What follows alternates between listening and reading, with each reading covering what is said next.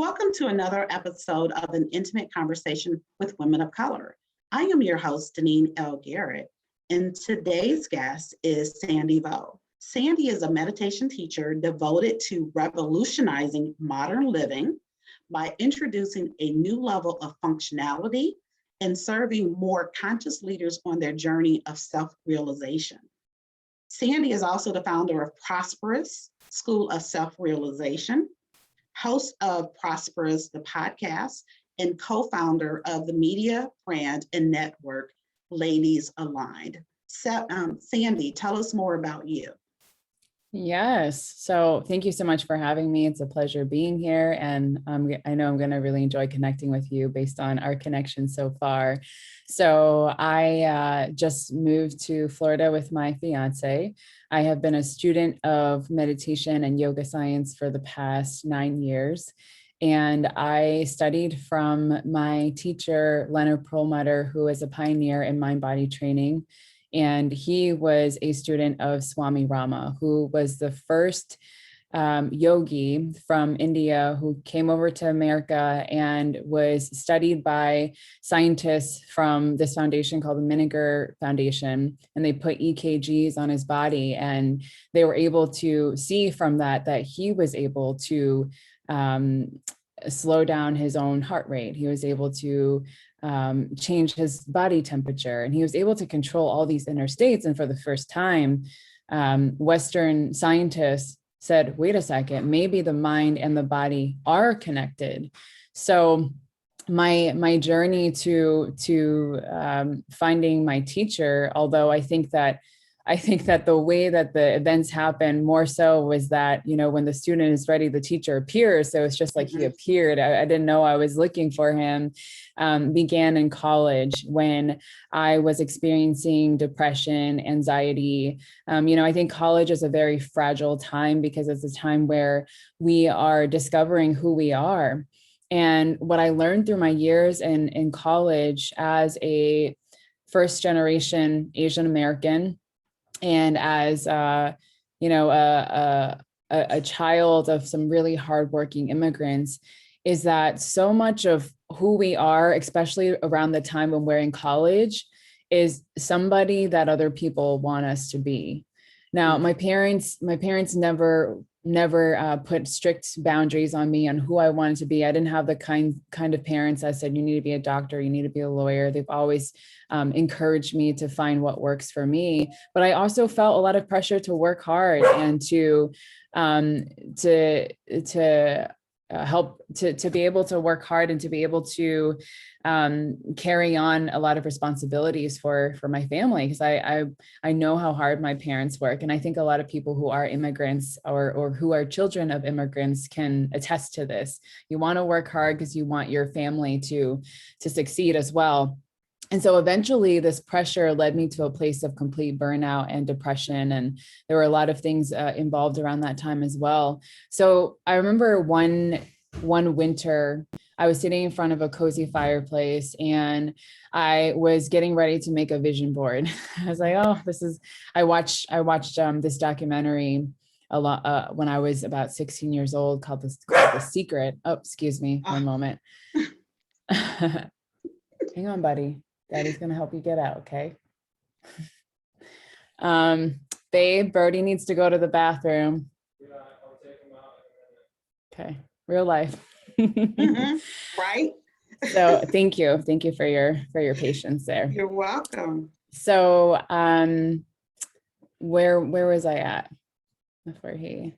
So, the documentary, The Secret. Yes. So I watched that documentary when I was 16. And then later on down the road, when I asked myself this question of who am I was like, maybe I should try, what I watched in the documentary. Maybe I should make a vision board and see what comes together.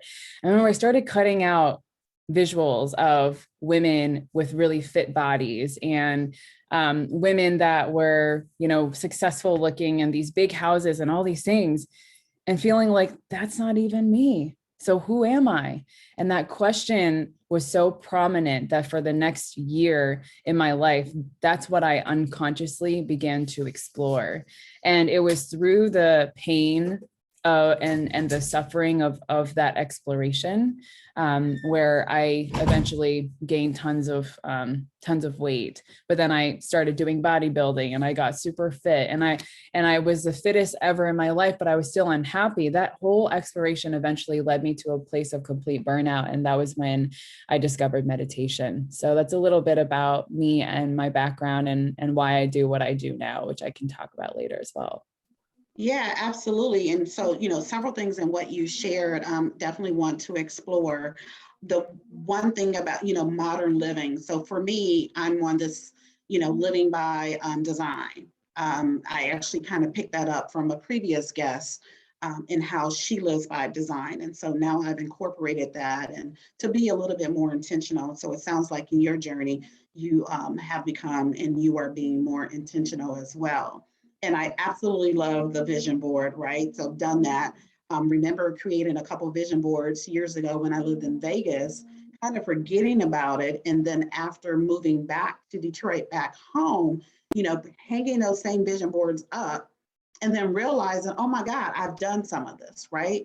And so the whole attracting and manifesting, because that's a state that I'm in as well. And I'm sure that that's a lot of what you picked up from The Secret, attracting and manifesting, right? And so that's where I'm at as well. And you talked about depression and being anxious. And I know, focus is also on being sexually abused. Thinking about all of that, why is it important for women who've been through that to have a platform to use their voices? It's so important because what I found through my years of studying this and my years of working with other women as well is that it's so common, unfortunately. It's so common for women to experience different forms of sexual abuse. If it's not sexual abuse, then it's verbal abuse. And I think what we don't realize is how this has been ingrained in our societal ways of operating for a very long time. We live in a world that is actually more patriarchal than it is matriarchal. And therefore, the systems that are in place are systems that are in place that don't necessarily support women. It doesn't support our bodies. It doesn't support our menstrual cycles. It doesn't support our voices. But that is quickly shifting right now. I mean, there's within the past few years, there has been such a huge shift in more women reclaiming their voices. And I think that if you're someone that has experience any type of sexual abuse or any type of pain or suffering, mental health issues, it's so important that you do use your voice and that you become the embodiment of someone who is I call it the hero's journey. And it's a term that I got from Joseph Campbell, where what happens is the person that's the main character in the story, starts from this place of pain and goes through a dark forest and fights off all these monsters. If you look back in all the mythologies that we've studied, and I know in college I studied Greek mythology, and you think about it, all those mythologies, they tell the same story. The story of Buddha, the story of Jesus, they tell the same story. Somebody went through something difficult and killed off the monsters in the forest and came out on the other side and came back to tell other people about it. So it's really about women reclaiming their voices and recognizing that they are living the hero's journey and that they are the hero of their own life. But it's when they use their own platform, or when they use platforms and put themselves out there, that more people are able to realize the truth in all of it, and that they're Yeah, not absolutely. alone. It is so important to have the conversations, right? So just to, add to that it is important for us to have the platforms for us to hear from one another, for us to know that we're not alone, as you just pointed out, like the things that you experienced in college and whatnot, that you're not the only one that's experiencing that. There are others, and to talk about it and to be able to help to pull yourself out of, a dark hole and whatnot. So absolutely agree with all of that. So, tell us some of the ways that you are using your voice for these women, the women that we just talked about, through Prosperous and Ladies Aligned. and also share how these women can live their most prosperous life with ease so that they too can thrive in their life and business, which you Yeah. talk about and promote.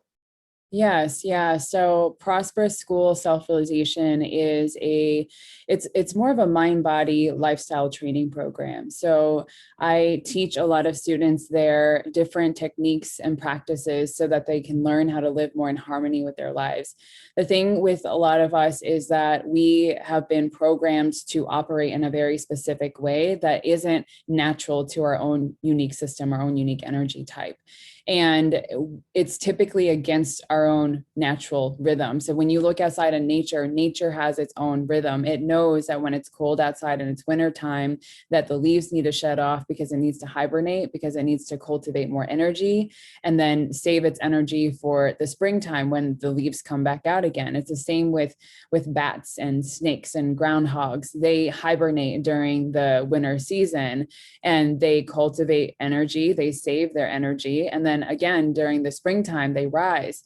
But us human beings, we've been programmed to be on 24/7, and now when we have our devices, now with our smartphones and our devices, we really are on 24/7.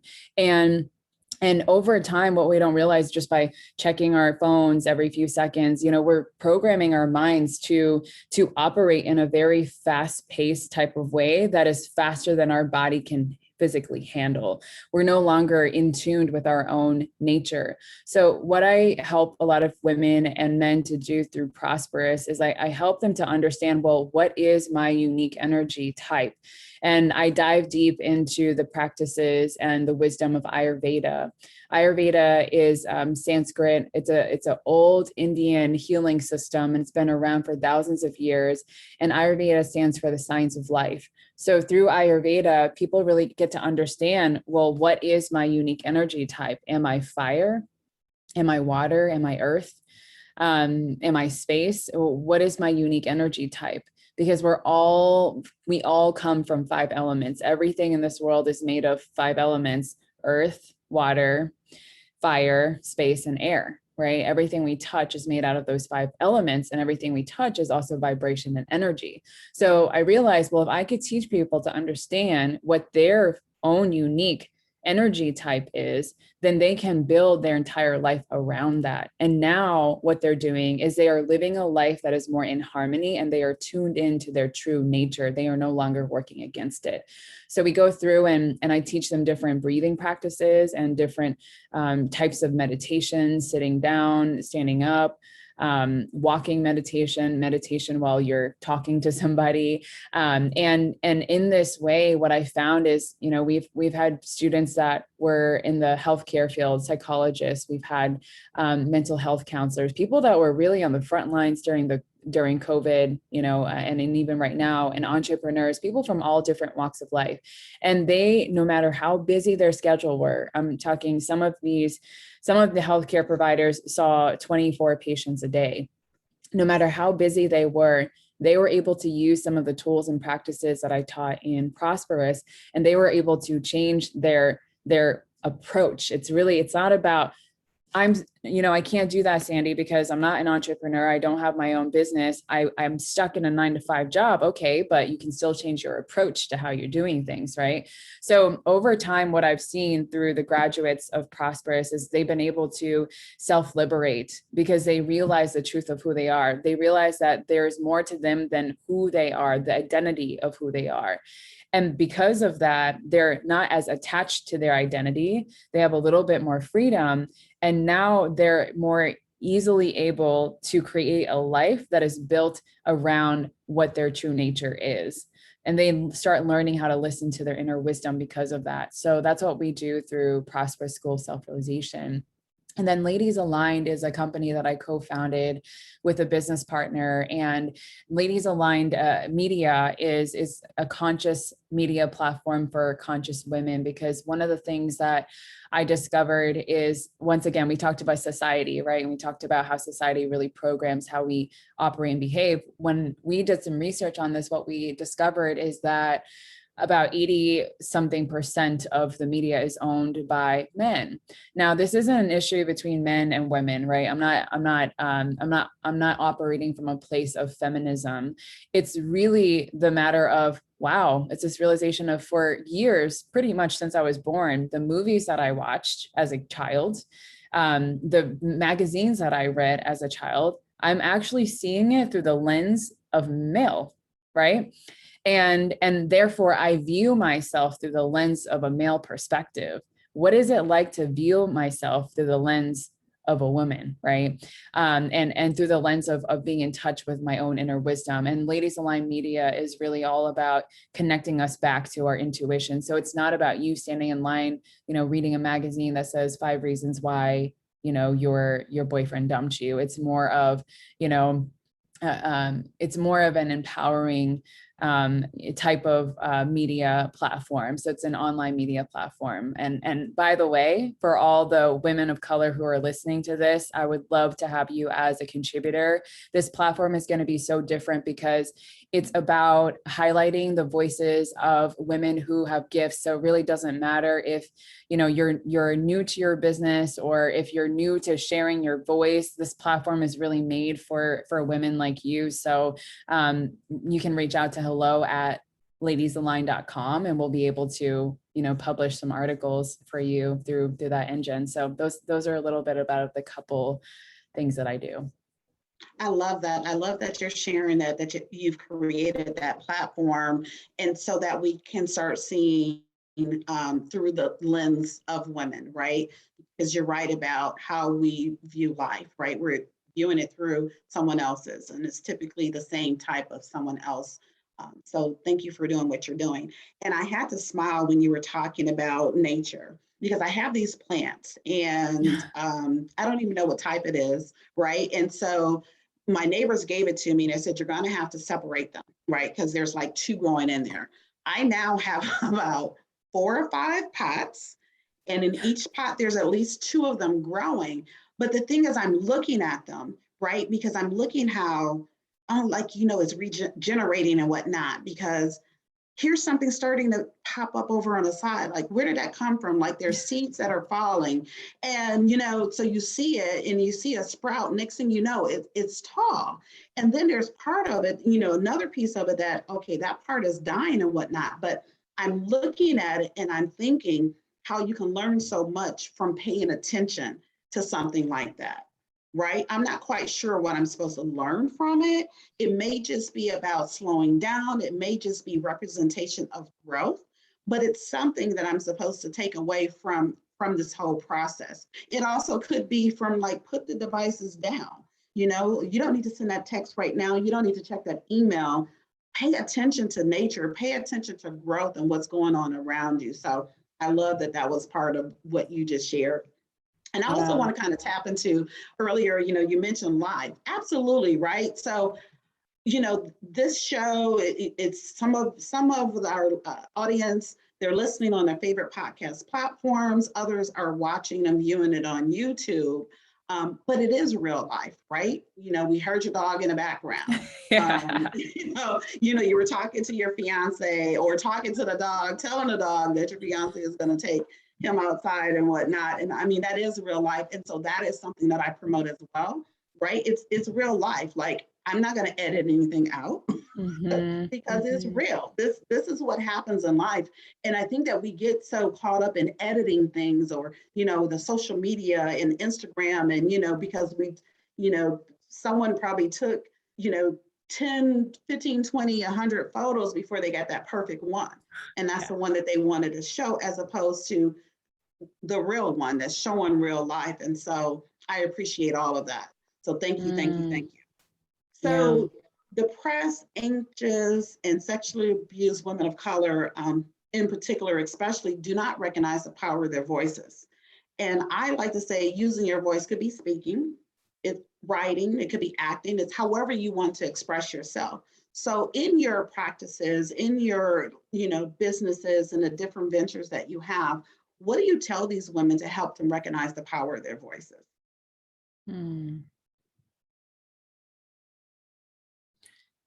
It's really about recognizing that what you're looking for isn't outside of you. Typically, Mm, when we're afraid to use our own voice, we are constantly looking outside of ourselves. We look at the role model. I remember just feeling so sad a lot of times because I would look outside. I felt like I didn't have a voice. So I would look outside and I would try to find a role model. And the closest person that I could find was Oprah, it's the closest person I could find. I couldn't find women of color, women that were like me. I'm Black, I'm Indian, I'm Vietnamese, I'm a mix of all these things. And I don't see those women out there in the world growing up. And now it's a different story. But yeah. and so it's recognizing that eventually I got to a point where I said, oh, wait a second, the example that I'm looking for isn't out there, but it's in here. And it's really taking the time to discover that, because once you touch that, even if it's just for a glimpse, even if it's just for a moment, you can no longer unlearn what you've learned. You can no longer unknow what you know, right? Once you're in touch with your own power, you can no longer undo that. It is always going to be there because it's always been there. And so if you are someone that is going through depression, or you've experienced sexual abuse and you feel like there's something wrong with you, you feel like you don't have any, how could I have any audacity to speak my voice. I love what you shared, Deneen, is that speaking your voice, speaking your truth doesn't have to be through the form of your voice and your expression alone. Your expression comes through in so many different ways. For me, I started writing in my journal when I was 9 years old. So I have journals from back to when I was 9 years old. That was my way of expressing myself.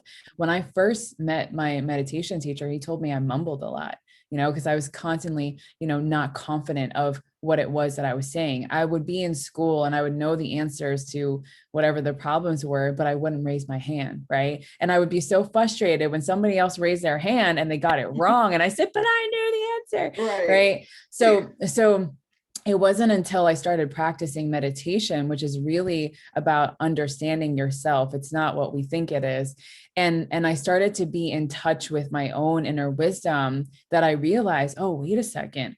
My expression doesn't just have to be me and this piece of paper. My expression doesn't just have to be me when I'm singing, by myself or whatever.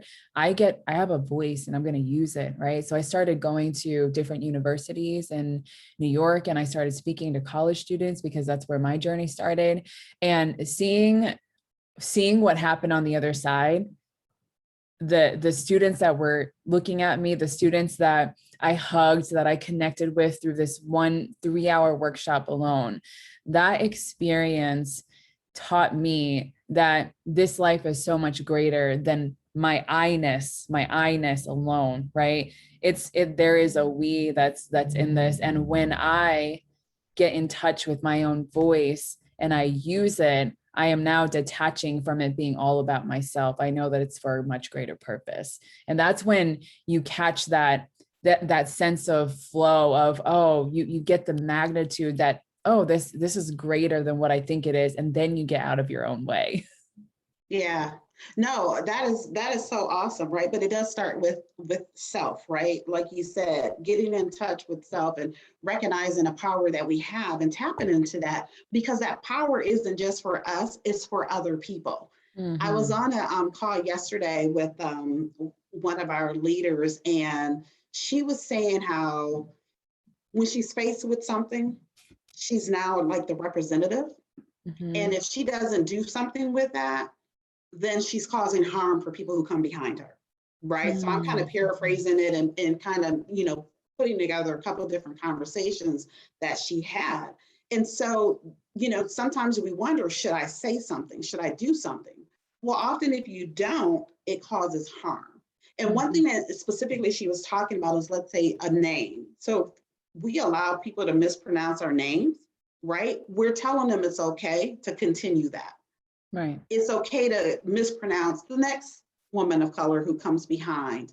And so when we're faced with that, then we do have, an obligation to do something with that. And again, when we don't, we're saying it's okay. Right. Absolutely. I love what Yeah. she said. And that's so true. And that's a simple example right there of what it looks like to use your voice, right? Mhm. So it's using our voice can be establishing boundaries and telling people how you will or will not be treated. It's really reclaiming that sense of self-respect. And it's, it's not being afraid to correct people when they do say your name wrong. I mean, as simple as my name is, I hear people say Sandy Vu sometimes, and I say, no, it's Sandy Bo. I hear people call me Sandra, and I say, no, my name's Sandy, right?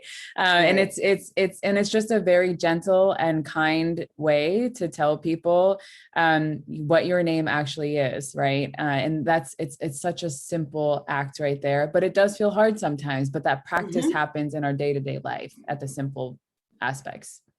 Absolutely. And isn't it interesting, though, that at times, probably when you didn't correct people, you didn't do it because you were thinking about them. Like you didn't want to hurt their feelings or come across a certain way. But why do we do that? Right? My name is what my name is. So, Right. and you should respect me enough to call me, by my name the way that it's intended to be called. But so often we don't because, oh, I don't, it's okay. But now everybody is calling you Sandy Vu, right? Right. and Right. now and then people behind and more people. So we have to, put ourselves first, and it's about us. It's about getting that respect. And then again, it's not just about us, it's also about other people. So, in Yeah. memory of my sister, author and poet Soul True, who at different times experienced much of what these women that we're talking about have experienced, right? The depression, the anxiety, the sexual abuse. I want to encourage women of color to think about any of their dreams deferred and to do something about that. So, she wrote a book, Dreams Deferred. Um, have you ever deferred a dream? And if so, what have you done about it or what have you learned from it? That's a good question. I would say, of course, I've deferred. Of course, I've deferred a dream. I wanted to speak for a long time. I would have these visions through my meditation practice. I would see myself standing on stage, and I would be in front of really large crowds. And I had the opportunity to have my own conference that I put together, and I had people assisting me with it, but I delayed it and I delayed it and I delayed it. And when it came down to the root of it, I was making it about me, but that's because I had my own journey to go through. And I realized that what I was afraid of wasn't failing. I was afraid of what would happen if I was actually successful, and that I might not be able to handle, what would come my way, right? All that responsibility that would come my way. And I would say that's true for a lot of women. You are so great. You don't even understand the magnitude of how great you are. And that's probably why you're the most afraid to do the thing, right? Or afraid to fully live in your dreams. And so when I realized that, I taught myself to start doing things that I felt fearful about, because I started to befriend fear. I actually have it tattooed on the side of my body, and this was also uh, a tattoo that I got. Oh, I see a hummingbird. So beautiful. Wow. That's beautiful. Talk about using your voice, right? Wow. I haven't seen any Right. hummingbirds here. That's really, oh, wow. It has such a very playful nature, how it moves around. But my cousin Lena passed away from leukemia, and I had gone with her to get this tattoo. And we just woke up one morning. She was like, "Want to get tattoos?" And I said, "Yeah, okay." And it says, "Courage is fear that has said its prayers." Now, when I got the tattoo, I was 18. I didn't know. I didn't know what that meant, but I knew that it resonated with me. And I learned later on that fear is actually just courage is actually just fear dressed in clothing, really, right? That there really isn't anything that we fear, as much as we're just afraid that we can't handle it. We don't think that we're equipped to handle it. And that's where God comes in, right? That's where infinite intelligence, the divine force comes in. That's when you really are being asked as a human being to surrender, so that that greater intelligence, the divine, can come in and show you it's not about you handling it. It's about allowing the divine to handle it, because you will be equipped when it happens. It's a story about this man that was on top of a roof, and the whole place was flooding, and he needed a boat. And so there was this man that came by on a boat and asked him a question or something, and he was freaking out at the man, and then freaking out at God. And he was like, God, like, why didn't you come to save me? And he was saying, like, I sent you a boat, but you didn't hop on, right? And it kind of reminds me of that. I'm not being as the story, there's a lot more to that story, but it's similar to that, right? Like we are given so many chances, so many opportunities, and we allow fear to get in the way. But if we can realize that fear is really just courage, and it's dressed up, and there's nothing more to that, then we can reveal those layers to ourselves. And with that, I started living my dream and realizing that I actually wasn't living a dream. I am in the dream. This is a dream. This experience, this reality that we're in, it's our dream, and we can make it whatever it is that we want. So to speak to fear, this tomorrow I just turned 30, and we are going skydiving on Saturday. So speaking of fear, right? So I don't feel fear around the skydiving, but it's my fiance. He's nervous about that. It's something I've been wanting to do for a really long time, but I'm thinking about when I actually stand there on the edge of that plane. Like I tell you, I'm not nervous. I don't feel any fear right now. I just have, I just feel steady about it. I feel calm about it. But when I get onto the edge of that plane, I bet you anything, my heart's gonna race. It's probably gonna drop a few feet when I drop down the plane. But I know it's gonna go away, and after that, it's just gonna be a feeling of bliss, just falling into full surrender. So.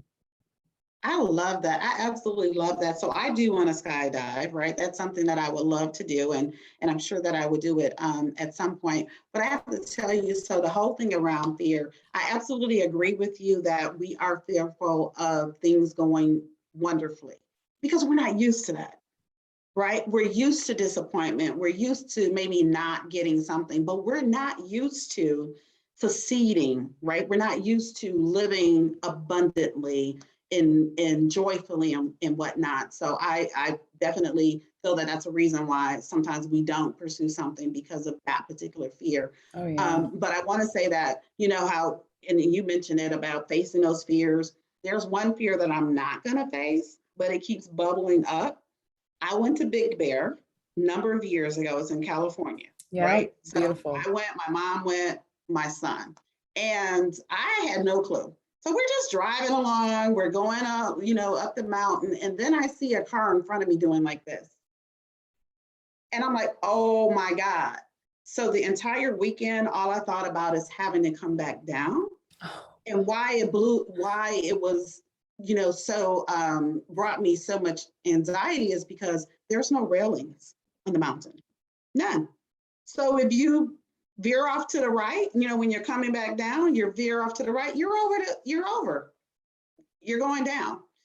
That totally freaked me out. And I don't know if my fear of bridges kind of came from that. I don't know which came first, but I kind of put them in the same thing. And I feel that Big Bear is the catalyst behind that fear. Now I'll go over the bridges, but I'm like this, white knuckle and everything going over bridges. But the Big Bear. So I bring it up because I was in California a couple weeks ago, and the host where I stayed was like, "Oh yeah, I'm on my way to Big Bear." I'm like, "Oh no, where's my Big Bear?" And then the very next day, the woman that I was having lunch with, guess what she brings up? "Oh, I love to go hiking, in Big Bear." Oh, good Lord. Big Bear. Yeah. So the point is this, I'm just going to be okay with that fear because because I'm not gonna, I don't need to go and face that particular fear. But I'm just going out. It's really just to be funny or just the humor around all of that.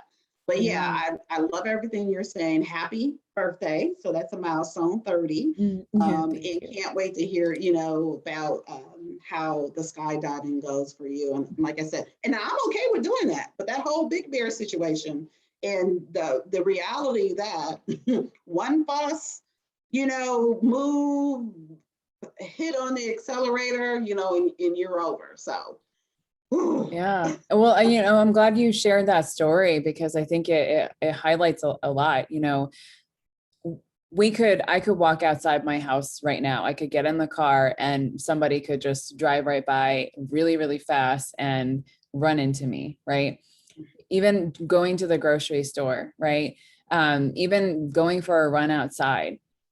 The truth in the matter is you don't know, right? You don't know what that's going to look like. But if we spend our lives living in fear, then what that also does, because we are energetic beings, is we're creating the fear, and therefore more things come into our lives for us to face the fear, right? Until we actually face it. It's like the hero's journey. It's you're going to be faced with all these demons and monsters and beasts in the forest, but you've got your weapon, you've got your knife, and you've just got to slash right through it until you make it through on the other side and realize that you have so much more inner strength in you than you ever thought you could have possible. So I think that was a really great story to illustrate how, I think Big Bear is a great illustration. However, like the same thing can happen in just a day-to-day life in general for anybody. So yeah. Absolutely. Absolutely. So totally pivoting. So wealth is a focus on the show now, right? So I've incorporated the conversations around that and have done so since I think August when actually since maybe July when it was Black Women's Equity Day or Payday or something like that. Mm-hmm. So how do you define wealth and what is the relevance of wealth building? Wealth to me is similar to how I would define prosperity or being prosperous, living a prosperous life. It's not about monetary or material means in general. It's about living a life and having a human experience that feels authentic and unique to you. And if you're doing that, then you're very wealthy. And when I talk about it in that way, what I mean is that, there are many people who have what the society calls wealth. They have that type of wealth, the houses, the cars, the investments, the investment accounts, all different types of islands and jets and all that stuff, right? That's society's way of defining wealth. And perhaps that is to some degree, but what does all that wealth mean if it's robbed us of who we actually are? If it's robbed us of our life, if it's robbed us of our values, if it's robbed us of our morals? This isn't to say that there are people who have all those things and don't have values and morals. That's definitely not true. However, when we believe that our ability to be wealthy is only subjected to material means and what is outside of us, then we're never truly going to have true wealth. We're never going to feel prosperous. And the divine God wants us to come here to prosper. I can share this story just so it all comes together. I was in California a few weeks ago as well, and I was there celebrating my birthday with my dad. We had the same birthday. And his wife wanted him to have a Louis Vuitton belt. So I went into Louis Vuitton, and she got herself a purse as well. And she came home and put the purse on her bed. And the purse started, it was like leather, so it wasn't good for the purse because now there's a little dent in the purse. And she goes, I'm so stressed. Like, I feel like I constantly have to think about how I can be careful with this purse because you spend so much money to pay for it. And now I don't feel like I have peace of mind. So what I mean by that is because we absorb these material items and we define our wealth based on these material items, now our peace of mind, when we can just enjoy the moment, isn't really being in the moment. We're thinking about, oh, I gotta make sure my purse is straightened out and make sure nothing's hitting it, make sure nobody's touching it. And we're not actually able to experience the wealth of this moment. So when I think about wealth, I think about somebody that is in surrender to the moment, and they're fully present to what is here right now, because that's truly all that is real, this present moment. The past and the future will come and go, but this present moment is the only thing that we can define as real. And anything that we have that robs us of this present moment, I would say makes us poor, right? So that's what I think about when I think about wealth. In terms of societal standards of wealth, it's really about viewing our business and our lives as a marathon and not a sprint. You know, it's building wealth and making money are two completely different things. Anybody can make money. Anybody can, we are short-staffed in the world right now. Like, our government has not been the best to us. And therefore, if you want a job, you can go out and you can make money, sure, right? But just because you're making money doesn't mean you're building wealth. A lot of people can make money and they can spend that money right away, right? So this all goes back to our minds and understanding our minds and how to control our thoughts, because now you can make a lot more money, but somehow you find yourself experiencing the same patterns. Somehow you're in debt all over again, and your debt is greater than the first time around. Somehow you made more money, but now you're spending it more in frivolous things, and your house is filled with things that you don't even need or you don't even touch. But when you're building wealth, there is a deeper sense of self-realization that's involved in that. There is the sense of, I know the legacy that I want to create and what I want to leave behind for future generations to come. And this is my North Star. And therefore, you approach every business decision and every relationship decision from that space.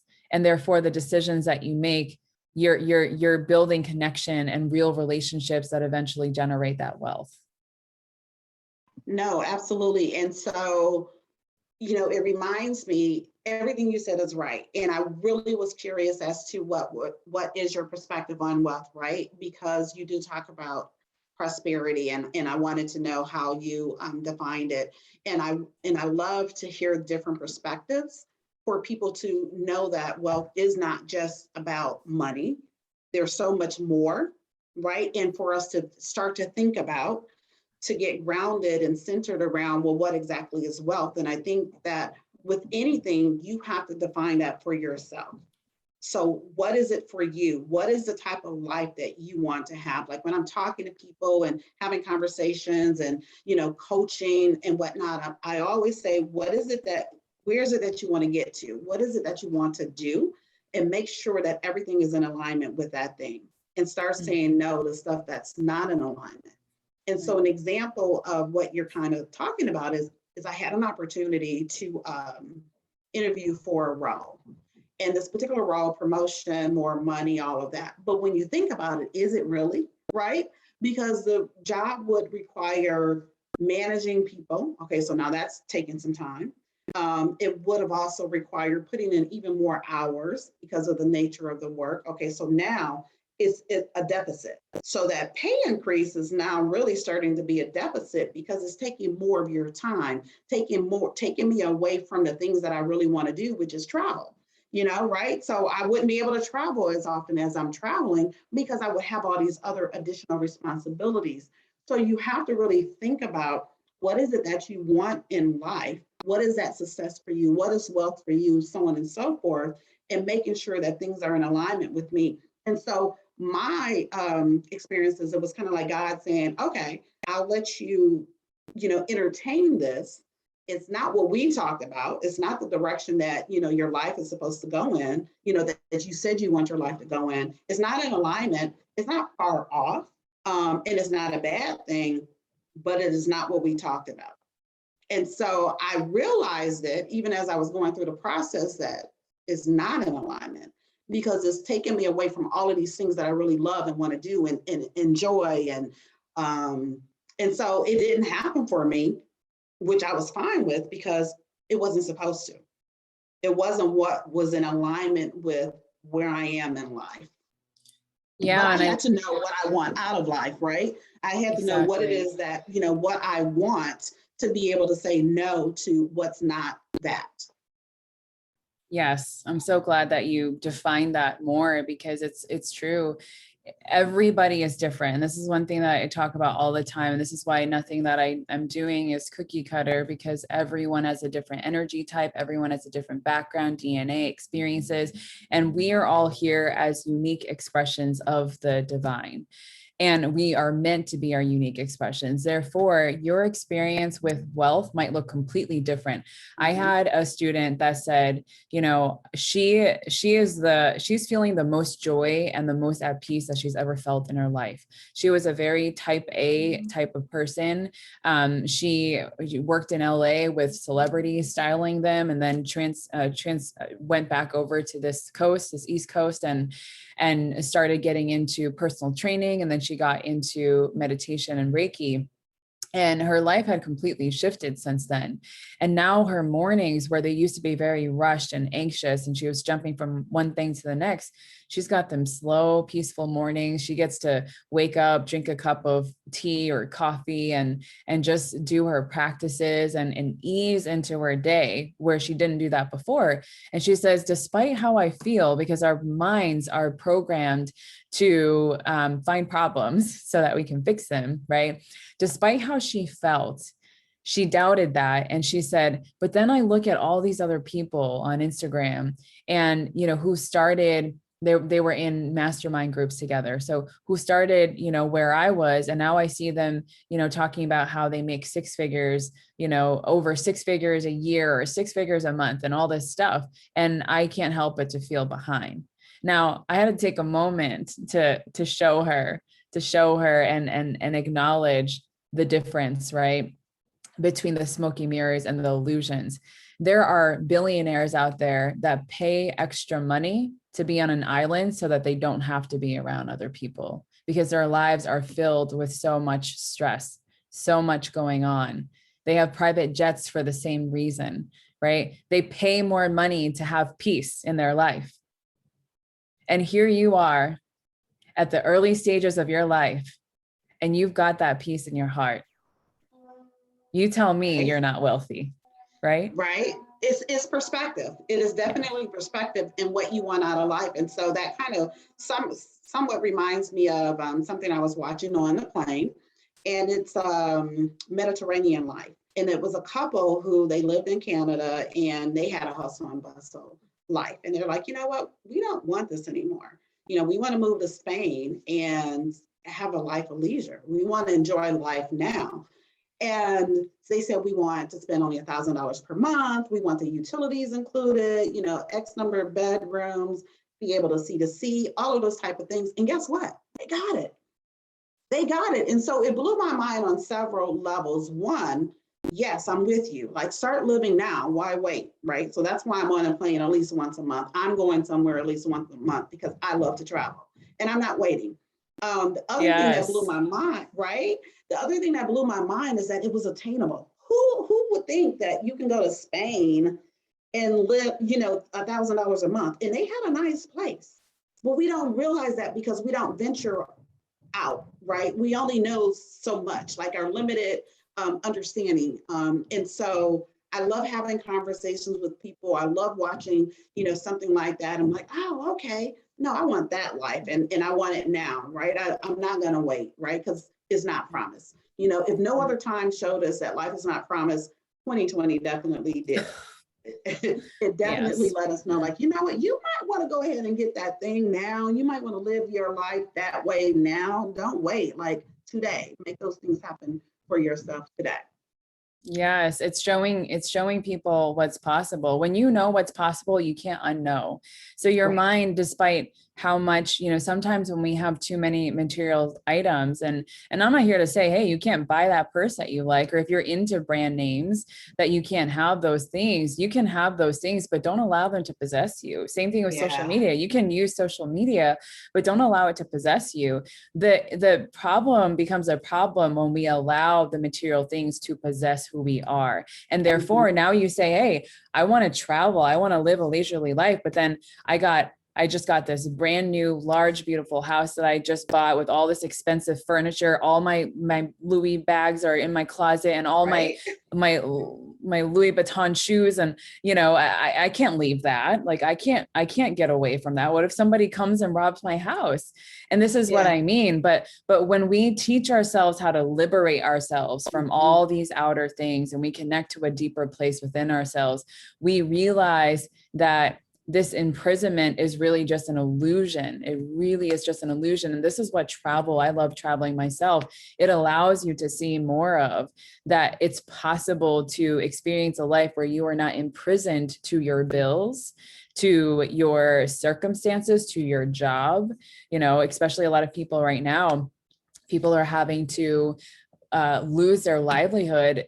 And if they choose not to get the vaccine, it's if they choose not to inject something into their bodies that they may have an allergic reaction to. Not everyone can eat shrimp. Not everyone can eat peanut butter. So why is it that everyone, is being put in a position where they have to, get vaccinated? Otherwise, they're going to lose their job, right? And people are losing their jobs because of that. So the point is, despite no matter what situation that you're in right now, everything that you're observing around you you're not actually locked down, is what I'm saying. If you can be free in here, then you can be free outside of you. Yeah. And I love that you said about liberating ourselves, because I remember I was headed to Colombia. And so I'm thinking I'm going to be off the grid, right? I just know I'm going to be off the grid. No, Wi-Fi is everywhere. I'm like, so you have to be intentional about, detaching from things, right? Because society has made things just too easy. And even on the planes now, oh, you can stay connected. I don't need to text anybody while I'm on a flight. You know what I'm saying? But they've made it so that it's possible. You can text, right? I think the texting piece is free. And if you want to pay for the Wi-Fi, and you can do that and stay connected, it's like, my God, no. So, but yeah. So switching again, so November is Native American Heritage Month. And during this time, we pay tribute to the rich ancestry and traditions of Native Americans. Please share its relevance and importance to you. The first phrase that comes to mind is seventh generation. So I think if you're listening to this, maybe your familiarity with seventh generation is through the brand. It's a cleaning brand, and it's a non-toxic, eco-friendly, sustainable cleaning brand. And I don't know if they said seventh generation and the purpose behind it for the same reason, but one of the most powerful messages that I've ever heard is that when Native Americans made decisions, they thought about how would this affect the seventh generation before they made that decision. And based on their response, they were able to make the decision or not make a decision. That level of intimacy, sacred union, and care is something that we don't see too much in our world today because we're so distracted. And I find a lot of appreciation and value in learning of that powerful message and thinking about it in my own life. Everything that I do, how is it going to affect the seventh generation? I was in Florida walking downtown, and there was this man that had just gotten a drink from the coffee shop, some kind of a drink. He had a straw, and he had paper on the straw, and he ripped the paper out with his mouth and just spit it right out.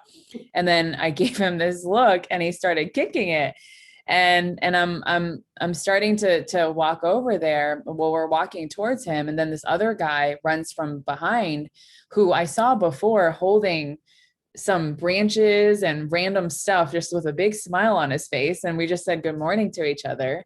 And he walks over and he goes, don't worry. I got that. Don't worry about it. And he goes, and he was like, he didn't say anything to it at all. He happily picked up the paper that this guy threw down.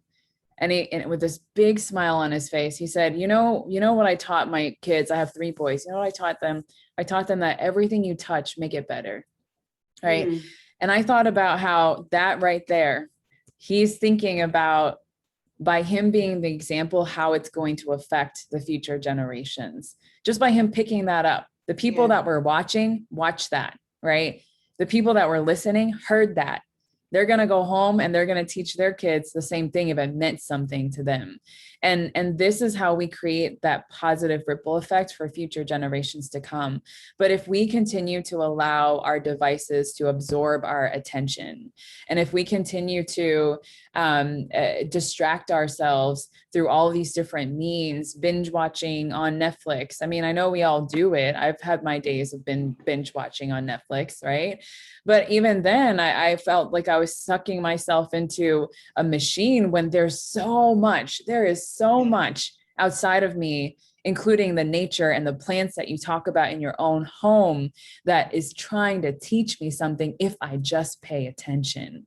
And that's why, practicing meditation is so powerful, because it's teaching you how to understand your own mind and how to understand yourself and the environment that's around you. Yeah. And to hear God's whispers, right? Yes. When he's, when God is talking to us, to be able to tap into that. If we're always connected, we're missing out on so much. And this is a kind of an example, but like, I try to look at things as they happen for a reason, right? And so when something doesn't happen the way that I thought it would or wanted it to, I'm like, okay, well, it happened the way it's supposed to. And so here's an example. That same trip to LA, I was supposed to stay with a friend. And the friend, like, oh, I'm not feeling well.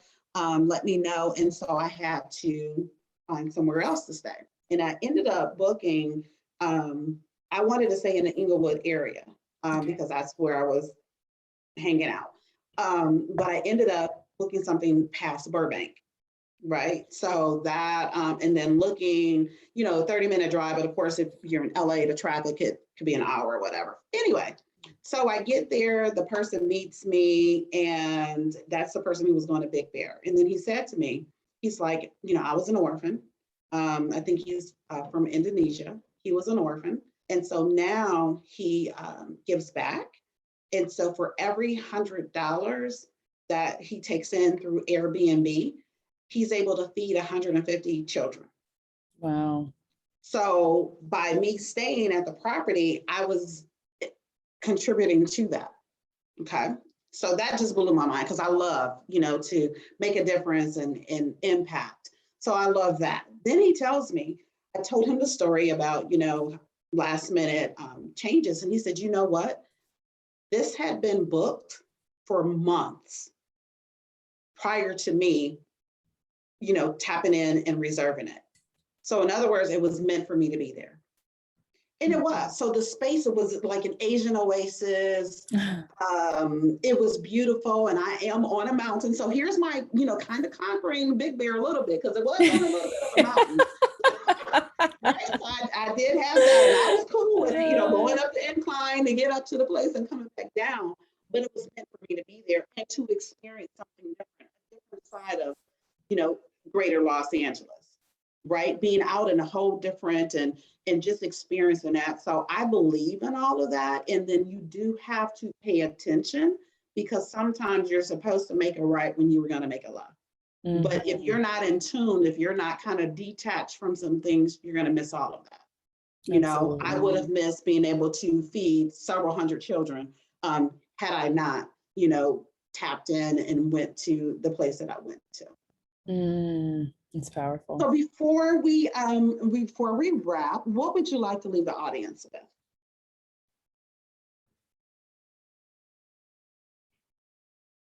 That we talk a lot about experiences, right? Like we want to experience this and that. We want to travel to this place and that. I want you to know that you are an experience yourself. Oh, And if you can take time to experience yourself, you are going to find an adventure that's just waiting to be explored. You are an adventure that's just waiting to be explored. And the beginning pathways to that begins when we create the space and and have the desire to know ourselves at that deeper level. And so next time you think to yourself that you want to experience, when I say I'm going on a roller coaster tomorrow, right? It's, my 30s is really about just being in touch with my youthfulness, and my 20s was really about hustling and all this stuff. And I'm learning the lessons and applying them, sooner before I get to 60. And I say, oh, how come I'm working so hard and all that stuff. So for me, it's about, tapping back into my inner child. And so I'm going on a roller coaster, I'm going skydiving. I'm not doing these things necessarily to experience the roller coaster and to skydive. I'm doing it to experience a new dimension of myself. I'm doing it to experience my own inner child. I'm doing it to experience the part of me that may be fearful of whatever that is, so that when I drop down from the sky, I can just feel free, right? I'm experiencing a new dimension of myself. So experience yourself and give yourself the permission and the opportunities to do that. I love that. I love all of that. That is amazing. And it's funny too, because so a friend of mine, she calls me, oh, you're my little Dora the Explorer, right? Because I'm the type of person that I'll get in a car and I'll be where I'm at. You know what I'm saying? It's like, oh, I'll turn here, like, oh, I'm headed to this place, but oh, I see this over there. And then I go over there and check it out. So I love that. And I love the whole thing that you are an experience yourself. And so to tap into that. And I love, so we're going to leave the audience with that because that's beautiful. You are an experience yourself. Sandy Vo, I thank you so much for what you shared with our guests today.